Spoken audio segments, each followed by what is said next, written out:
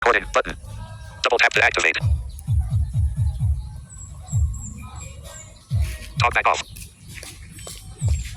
Okay, good morning po guys. I'm here in Kamalig, Albay. Andito po ako ngayon sa aking mahal na bayan sa Kamalig, Albay. Ito po ay boundary po ito ng Baskaran, Barangay Baskaran at Suwa, Kamalig, Albay. Ito po yung dati kong bayan na kung saan po ay umalis po ako dito more than 20 years. At ngayon ako po ay nakabalik muli para medyo namnamin naman yung lasap. Makapagtanggal po tayo ng stress dito at medyo malamig-lamig po dito sa aking pong kinalalagyan. So, good morning po sa inyong lahat. Bago po tayo magkwentuhan, bago po tayo mag-usap, ay please like and share. Ako po si JB, 5.4 followers sa ating pong Facebook at may git sa 1,000 naman po sa ating pong TikTok, Instagram. Ayan, please like and share po mga kaibigan bago po tayo magpatuloy sa ating pong kwentuhan po ngayong umaga saglit sa ating pong video camera and upload po natin matapos po na maisagawa po natin ang ating pong pagbibideo. So sabi ko nga po, ito po yung bayan na aking pong dito ho ako alos nagbinata. Tapos siguro po mga more than 13 years, mga 13 years old po ako, ay umalis po ako at nagbakasakali po sa Maynila. At ngayon naman po ako ay nandito muli at bumalik po sa aking pong minamahal na bayan. Ayan mga kaibigan. Update muna tayo sa Bulkan Mayon, kung ano po ang nangyayari dito sa Bulkan Mayon.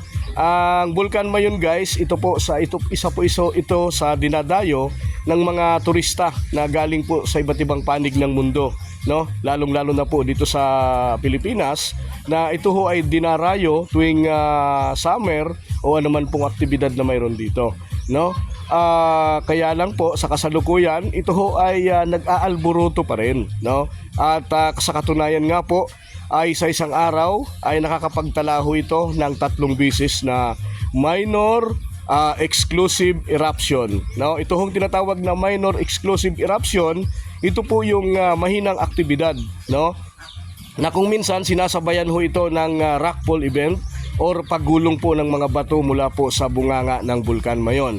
At sinasabayan din po ito ng tinatawag nating pag-agos ng lava, na siya naman pong pinangangambahan ng ating pong mga kababayan. Although yung mga kababayan po natin ay sanay na po sila sa mga nangyayari ho dito sa Bulkan Mayon, Pero hindi naman po ganun kagrabe, kaya lang may mga oras po na nagkakaroon po ito ng aktibidad. So hindi pa ho normal ang aktibidad nitong Bulkan Mayon sapagkat ito ho ay kasalukuyan na nag-aalburuto pa rin po mga kaibigan. Yon. So in-update lang ho namin kayo para alam po natin kung ano po ang kasalukuyang sitwasyon ng naturang Bulkan Mayon, supposed to be po sa ngayon tahimik, mamaya maririnig mo yung alarm ng NBRRMO. Ibig sabihin po ito ho ay babala na mayroon pong nagaganap na aktibidad sa Bulkan Mayon mga kaibigan. Ayan. So, yan po yung ating maliit na history lamang, At ako po ay manatili pa rin dito ng mga ilang araw o ilang siguro a few months na manatili pa tayo dito. And patuloy ko po kayong bibigyan ng update pa rin kaugnay po sa aktibidad ng bulkan, kung ito ho ay lumala pa rin o manatiling ganito lang. So sabi nga ng mga taga dito ay normal na daw po itong aktibidad na ito ng Bulkan Mayon at hindi na nila masyadong pinapansin, Kasi pag pinansin mo, di ba? Lalong nagpapapansin ho ito. Pero siyempre po ingat-ingat pa rin po tayo kasi lalong-lalo na po yung mga hindi po sanay dito ay bigla po kayong makakakita ng pagdaus-dos ng lava mula po sa paanan ng Bulkan Mayon. Ayan po yung kasalukuyan. So kasalukuyan tahimik po, napakainit po dito, medyo malilim ang aking kinalalagyan dito po sa aking lokasyon. Sa aking lokasyon, So nandito yung mga nandito yung mga mga ano ko dito, mga tiyain po dito sa paligid nito. At nandito yung bahay po nila, no? At dito naman sa dulo, yun naman po yung bahay namin, no? Na medyo may kalakihan. At ayan, so yun po yung aking update po sa inyo mga kaibigan. So muli po, please like and share.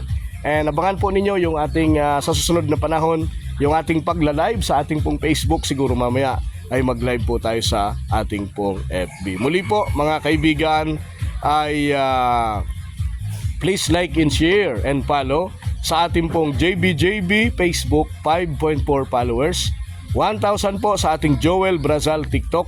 Ayan. At sa ating pong Instagram mga kaibigan. Muli po, thank you so much and magandang araw po sa atin pong lahat.